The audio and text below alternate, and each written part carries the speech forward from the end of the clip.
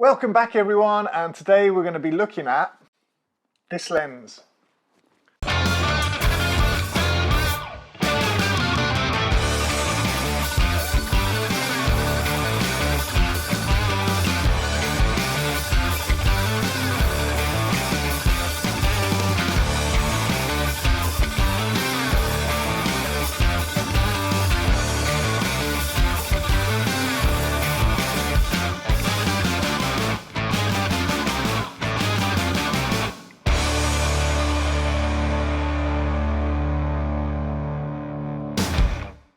So I bought this wide angle lens.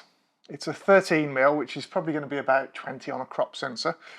Although it is designed for crops, so I don't know if that's the case.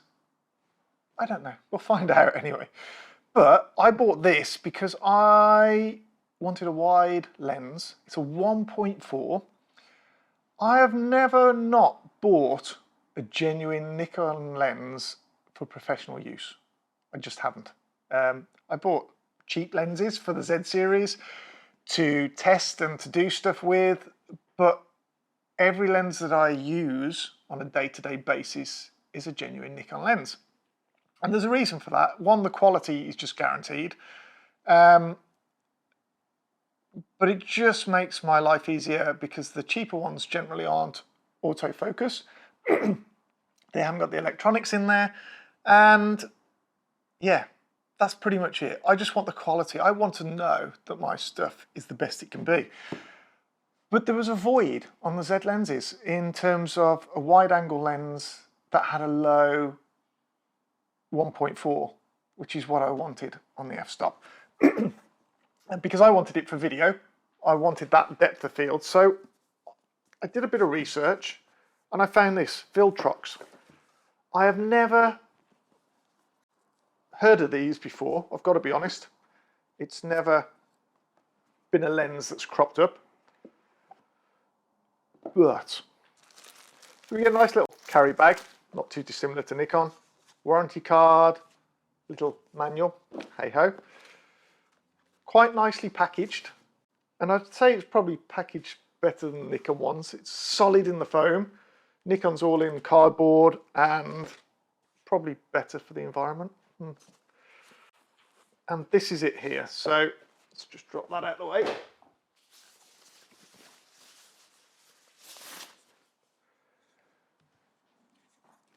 This is the lens in question. There we go. Maybe that's in focus, maybe it's not.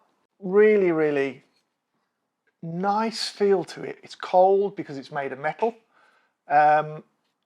It's a little bit heavier than I would expect, and I think that's because of the metal, but then it does feel quality. I think we've even... No, it's plastic with a metal. I don't know. I actually think that's made of metal, to be fair. It could well be. So, what have we got here? We've got a 13mm 1.4. We've got an aperture ring on the top there with an A for auto setting so the camera can control it. We've got a focus ring here at the top. We've got apparently a blue weather seal. That's what that blue bit is there, which is something that's just for Nikons. They didn't do it on the others. And we've got a USB port, USB-C port there, which is for doing firmware and things like that. Apparently there is a firmware update for this, so we're going to do that today as well and see how easy that is to do, because it would be interesting to see.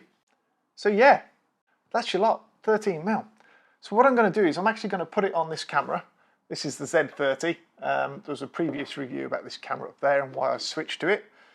But I'm going to put this onto there and do a bit of vlogging on it. So I'm going to use it handheld on my arm so you can see it, see the depth on it and everything else like that.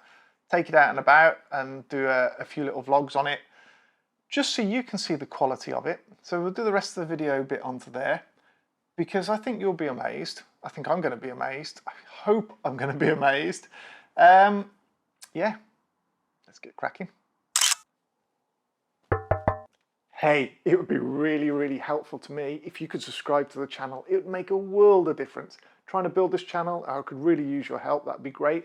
If you don't feel like subscribing, I'd really appreciate a thumbs up. That would make the world of difference to me. Thanks. Right, leave you to it. Okay, so we're going to drop this onto a GorillaPod now so that we can test it out in terms of vlogging style and how good the quality is. So this is on 1.4 at the moment.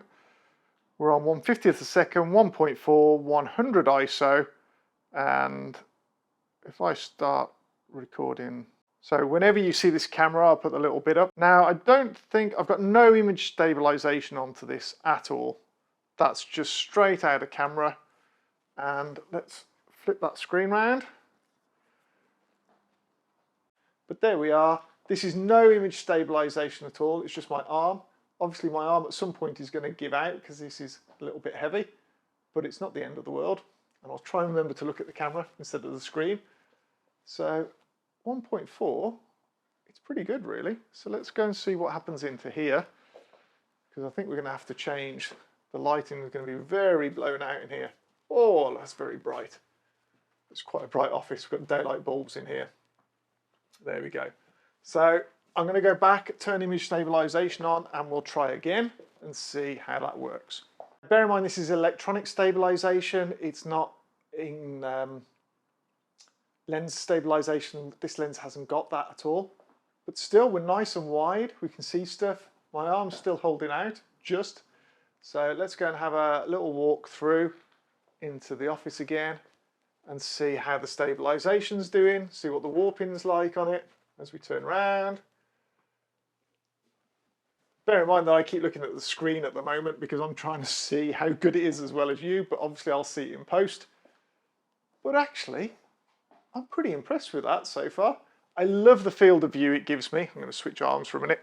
I love the field of view that we're getting onto this. Now, obviously I can get that with the 16 to 50 that comes with a standard in the kit.